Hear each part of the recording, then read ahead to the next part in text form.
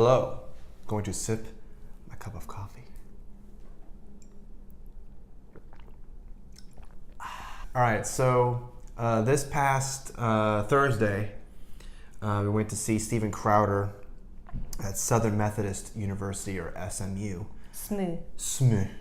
Basically, one of his shows, or one of it was Louder with Crowder live. Yeah, Louder with Crowder. Yeah, Louder with Crowder live. So we got there about right after. I think it was about 7:30, 7:45-ish. Yeah, because the parking was insane. Yeah, parking was pretty. So we didn't get to see the first part of the protest that was there, unfortunately, because we arrived too late since we live kind of like far away from there, so it took a while to get there. But yeah, so we got there, and right outside the building, the front doors, there were some protesters, but not a lot. I think it was about maybe 50. But we got there about when the show was about to start, and I believe before that, about 2-3 hours before the doors were even open. That's when the most of the protesters weren't around, because they have to eat dinner, so they probably left. Probably figuring that after a couple hours they would just leave. Yeah, we made our point. We made a point. We don't like him, so we're gonna go ahead and get our get some Starbucks coffee and maybe a hamburger. Or something. Yeah, go to Denny's. That good stuff. We were in the second floor, up in the back. But yeah, that's basically us introducing our little experience. Yeah, our experience. So yeah, here's Steven Crowder, Louder with Crowder. Woo!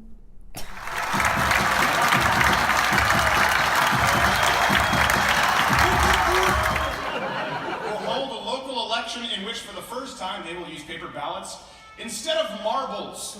What can go wrong there? This comes from AfricaNews.com. Real story. Excited with the new method, of course, Gambians who, in a sign of unity, voted in a landslide to get the hell out of Gambia. I don't know how you vote with a marble.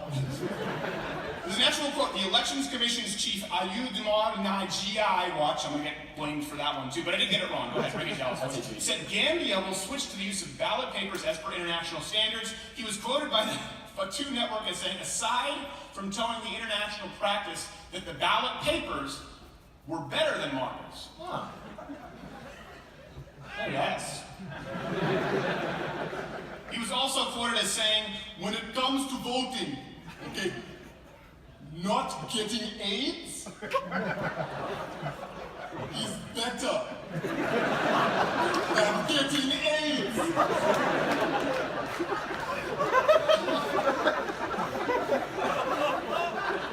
Remember that when you toss your marble. Of course, this comes a wave of sweeping progress has been occurring across Gambia. Which it's been considered actually a primitive country by some people for a while, and in an attempt to improve it, they've actually been providing citizens with adequate nutrition, water supplies, functioning road systems, and eventually they claim a municipal time-telling system to replace Mokwe, the human sundial. They're going to try for that.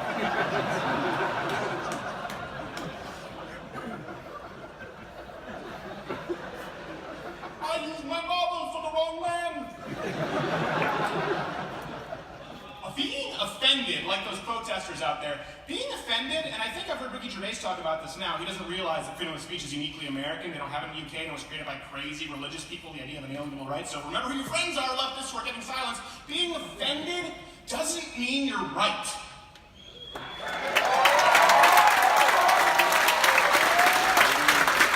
And I say this because of the protesters out there. A good portion of them, by the way, started protesting. It all started, let's bring this up, started with this guy, a professor, not even from SMU, from UT Arlington. He said, let's protest even prouder. He brought up false memes that were used against me by actual neo-Nazis for irony. Punchline, he teaches logic. He teaches logic. At UT Arlington, yet to get an apology. The neo-Nazis thought I was Jewish. Apparently 6'2", 220 didn't tip him off. It wasn't likely. And then, when they found out it wasn't Jewish, they started creating all these things like nary an iron cross or swastika to be found, despite the Photoshop tattoo swastikas.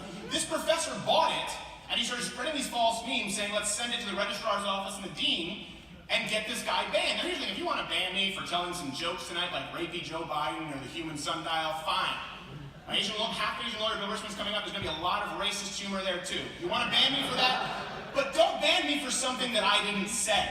And that's what we're seeing happening increasingly. And this is kind of the macro point I wanted to get to. Some examples. This man and his colleagues were offended. Let's go through kind of the offense, right, and how they're granted the moral high ground and what the ramifications are. You've heard me talk about this, right, this sort of victim culture where everyone's looking to be the latest, biggest victim, and unintentionally they create real victims. And that's what we see here, be it through legislation or through actual life-altering ramifications. So this man and his colleagues, they were offended by something they didn't say. And they demanded action against all of us, by the way, all of us who make our living off here. Not Gay Jared, Sven Computer, Sound Guy Edward, we have Gerald Morgan, of course we have Courtney, Casey, Brodigan, Sound Guy Edward, I think I said, Aaron the intern dressed as Wonder Woman, a lot of you liked him doing that. All these people make a living from this show. So in this case, this guy was caught. But if we didn't have people who were employed as researchers professionally, he might not have been caught. And the truth is that being offended, not only does it not make you right, what disturbs me is when media and Hollywood, they just rush. They rush to grant these people the moral high ground, the progressive left. They want to grant the moral high ground to the person or minority group of the day who claims to be the most oppressed. They want to rush to their defense, give them the moral high ground, just because they're claiming to be offended, regardless of legitimacy. And that's important. First off, you can be offended. You don't have the right for me to care about it. And it can still mean that your offense is completely illegitimate. We see this outrage culture all the time. The military apparatus of this country is about to be handed over to scum, who are beholden to scum. Russian scum. It's funny to question. So this no, because I know you love to carry water for this criminal, this war criminal wannabe in chief. Why should your right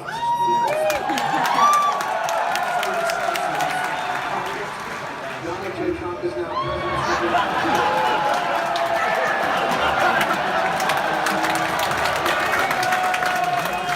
I don't know why you're cheating that.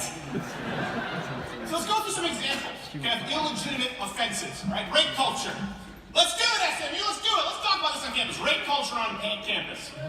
The media, did someone just call me a rapist? Wow. They're loose. Loose with the glitter from the third row and the rape accusations. Did Gerald slip in them one? So the media push the stories to make the public believe in rape culture, right? Or what do we remember? Remember the UVA hoax, the Duke lacrosse, the rape hoax, mattress girl, all of these, right? And so what happened? The media immediately granted them the moral. Now, we know now, today, that all of those stories, every single one, by the way, for people in this audience who don't know, every single one of them was fake. Right? That mattress girl was lugging it around. So lugging around like her cross. Oh, it's my cross today. No, you were texting the guy that you still wanted to have rough sex with him with a ball gag, and he didn't text you back, and so you ruined his life. So we know this now, but initially, they were treated very, very differently by the media. Why? Because whoever the offended individual or group was, they're immediately given the moral high ground, regardless of proof. Emma Sokowitz has vowed to carry a dorm room mattress with her everywhere on campus until her fails or leaves campus on his own. The University of Virginia has suspended all fraternities for the rest of the year following allegations of sexual assault at one fraternity. The administration has been passive, and it's been disappointing. UVA's president is now asking the Charlottesville police to investigate and is calling the allegations appalling. I think that when I first read the article, I was simply sick to my stomach. The rape case at We have learned the identities and seen the faces now behind the indictment. In handcuffs, the two Duke lacrosse players were led into jail around 5 this morning. Indictments unsealed today spell out the details of first-degree rape, sexual offense, and kidnapping charges faced by 20-year-olds Colin Finnerty and Reed Seligman. Don't worry, we're going to bring it back to the funny. I can see you getting nervous. Here, even though these stories were completely proven to be false, they were discredited, male students had their lives ruined. They suffered from university policies, by the way, inspired by these hoaxes, and then more men had their lives ruined due to campus rape tribunals with no due process. So you have an offense, like here, a Nazi quote that I never made, and you have an offense of rapes that didn't occur, And what do you have? The media giving the moral high ground, rushing to give moral, and then you have the ramifications of lives being ruined as a result. So victim, no, you created actual victims. And you can't say that because, of course, everyone here is sympathetic to rape. How many people here hate rape? Show of hands. Yeah, every single hand went up, except for one up at the glitter hands. On tape. Well, you know, a lot of people don't realize what we used to do as pilots. The origin story of my half-Asian lawyer, Bill Richmond.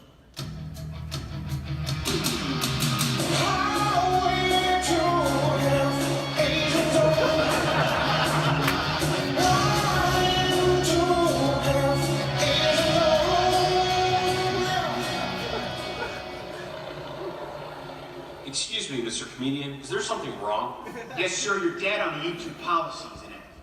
How's that, Lieutenant? Well, we just so happen to have had a video removed for privacy violations here. We follow the Texas law to the letter. But Texas is a single-party consent state. YouTube doesn't follow the law, sir. Lieutenant, I'm a half-Asian judge advocate general, a lawyer to you with top-secret clearance. My law degree sees to it that I know more than you. Well, sir, it doesn't seem to be the case here now, does it? So, Lieutenant, you tell me, how does YouTube so blatantly disregard the law? Well, you see, sir, they just call them guidelines. What law or guidelines exactly did you violate? Well, sir, we just so happened to sign up for South by Southwest Gender Non-Conformity Pin. They revoked our badges and they banned us, sir. But we showed up anyway. When did this happen? That's classified. March 10th about noon. Son of a bitch. It's classified, sir. I can tell you that I have to kill you. Well, if your badges were revoked, how were you not immediately asked to leave? You see, sir, we sent in an intern. No, he wasn't. It was a really great move. Sent Inspector Peter with a GoPro and an earpiece, parroting everything we said. But what was the constructive point of all this? Well, sir, for one day we got a glimpse to see how the other half of this country lives. But most importantly, it was hysterical. So your intern went into the middle of a techie, tranny, two-spirited hotbed dressed as a human computer, and he said everything you told him to? Yes, sir. At what cost? YouTube removed the video, and I was Twitter banned for about a week. Well, it was about a week and a half or so. But yeah, it was worth it. I got the whole thing on tape. It's still up on Mug Club, the whole thing. It's true. Yeah, it is. Thank God for Mug Club. It is on Mug Club.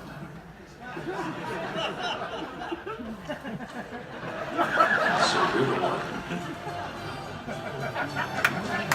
Yes, sir.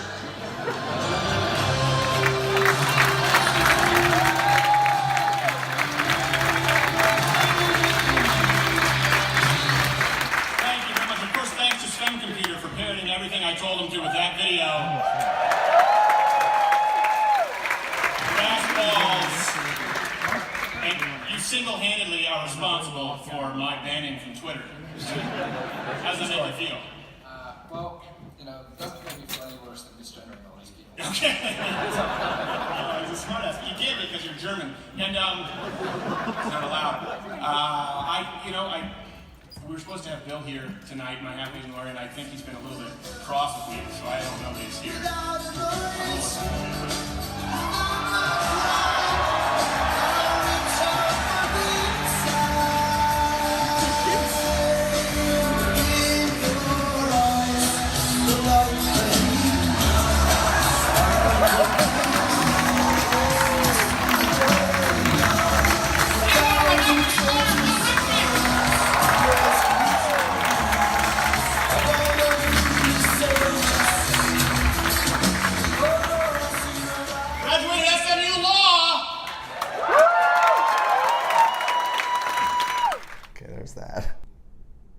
So yeah, that was basically some of the footage that we got. Let me start over. We suck now. So that's basically the footage that we got. It's just little clips here and there of the event. One of the questions that we didn't get, though, that we think is important to discuss is the last question. There was a guy who asked a question about having kids in this kind of environment now as a conservative. So. Yeah, and Stephen was basically saying, if I remember correctly, he was basically saying, don't be afraid,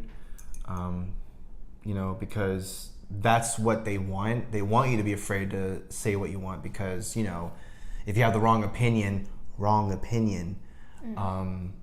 you can be, you know, outed. Your life could be in jeopardy. Your career can be, you know, whatever. Just because you think something and, you know, other people don't think that way.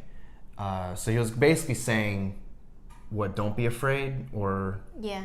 Yeah. He's like, there's other people like this. Yeah.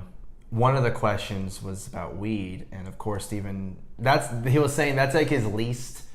That's his least interesting question. Yeah, his least interested topic of anything is weed, because he literally does not give a shit. But someone asked him anyway.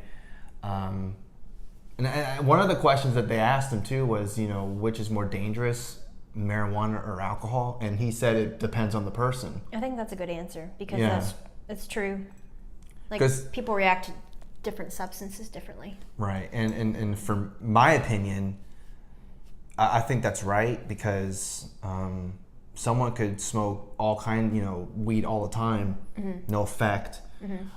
Medical, if they need that and that's the only thing that helps them, awesome. But other people, they have a high tolerance of drinking alcohol. They can drink 10 beers, whatever, and they can still function like anything, right? I mean, yeah. Oh my God, you're getting more and more awkward. Okay, bye. Bye. Drink some blah.